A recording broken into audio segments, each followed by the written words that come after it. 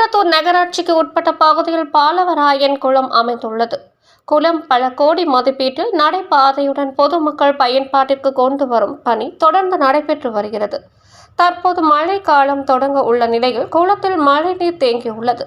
மழைநீரில் அதிக அளவில் செடிகள் படர்ந்து உள்ளதால் தண்ணீர் தேக்கி வைப்பது சிரமம் ஏற்படும் என்பதன் காரணமாக சீரகர்கள் தனியார் தொண்டு நிறுவனத்துடன் இணைந்து லிட்டில் ஃப்ளவர் பள்ளி மாணவர்கள் மற்றும் குன்றத்தூர் நகராட்சி துப்புரவு பணியாளர்கள் VK பிரதர் இளைஞர்களும் குன்றத்தூர் நகராட்சி வார்டு உறுப்பினர் கார்த்திகேயன் மற்றும் சீரகர்கள் தொண்டு நிறுவன தலைவர் மணிமாறன் என அனைவரும் ஒன்றிணைந்து படகு மூலம் குளத்தில் உள்ள செடிகளை அகற்றும் பணியில் ஈடுபட்டனர்.